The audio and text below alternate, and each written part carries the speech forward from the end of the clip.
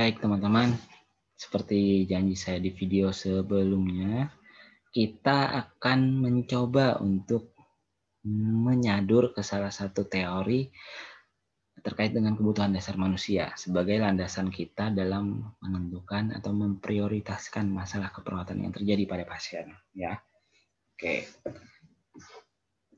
Tujuan pembelajaran pada video ini adalah kita akan sama-sama memahami terkait dengan hierarki Maslow dalam memprioritaskan masalah keperawatan yang terjadi pada pasien. Oke.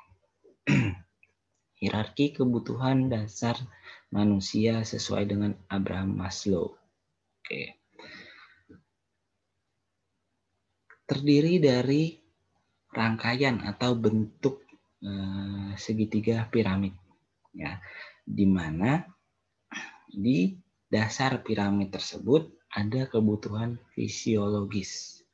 Ya, nanti secara penjabaran apa aja di dalam fisiologis, keamanan dan keselamatan, mencintai dan dicintai, harga diri dan aktualisasi diri akan kita pecah pada video-video setelah ini. Ya, di sini saya akan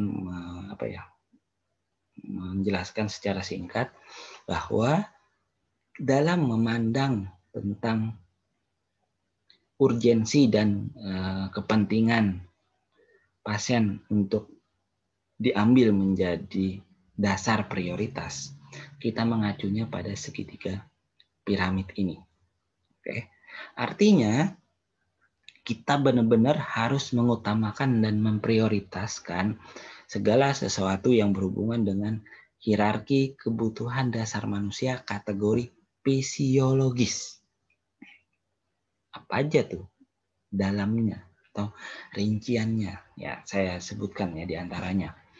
Kebutuhan tentang pernapasan, kebutuhan tentang cairan, kebutuhan tentang makan, minum, aktivitas, ya, aktivitas gerakan misalkan, berada di kategori fisiologis. Maksudnya adalah memang ada orang yang kuat, dia bisa napas selama bermenit-menit. Memang ada orang yang bisa hidup tanpa cairan dalam tubuh, misalkan tanpa darah di dalam tubuh. Memang bisa, akan bisa. Oke, ada eliminasi. Di sini eliminasi, makan, minum, bergerak itu maksudnya bukan dilakukan dalam bisa dia nahan semenit 2 menit, enggak, maksudnya lebih pada ketika kebutuhan dasar manusianya itu terganggu sebagai kebutuhan dasar, dia akan mengalami suatu keburukan yang signifikan. Ya, misalkan eliminasi. Kan ada pertanyaan mungkin. Memang bisa dia nahan kencing selama semenit? Pasti bisa, tapi apabila terjadi masalah pada sistem eliminasinya atau perkemihan atau BAB-nya selama durasi waktu tertentu, apakah tidak menjadi suatu keburukan untuk pasien? Itu pertanyaannya. Jadi jangan diartikan secara sempit seperti pernapasan ya, yang bisa kan, apakah dia bisa menahan selama 1 menit untuk tidak bernapas? Kalau pernapasan iya, tapi kalau seperti berkemih atau BAK, BAB kan pasti bisa. Namun di sini kuncinya adalah jika hal tersebut bermasalah, apa yang menjadi dampak pada pasien? Adakah dampak? Jika ada, maka benar kategori tersebut masuk dalam kategori fisiologis. Nah, terkait dengan kategori yang kuning tentang keamanan dan keselamatan, di sini misalkan dia terhindar dari suatu yang menyebabkan dia cedera.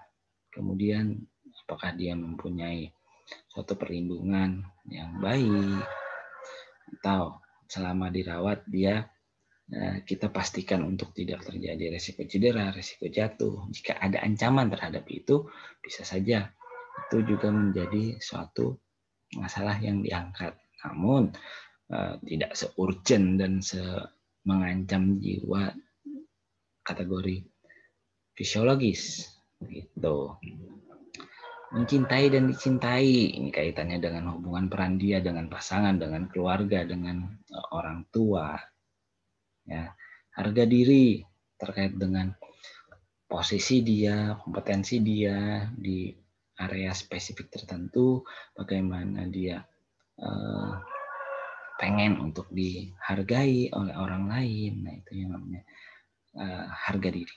Tentang aktualisasi diri, ini adalah hierarki paling tinggi di mana harusnya hierarki di bawahnya sudah terselesaikan atau tercapai semua, baru harusnya masuk pada tentang aktualisasi diri. Ya, nanti di video setelah ini kita akan pecah-pecah menjadi 5 video lagi terkait dengan masing-masing hierarki dari Abraham Maslow ini. Mudah-mudahan video singkat sebagai pengantar ini bermanfaat ya. Nanti kita lanjut pada video pembahasan dengan topik spesifik di masing-masing hierarki. Terima kasih, mudah-mudahan bermanfaat untuk semua.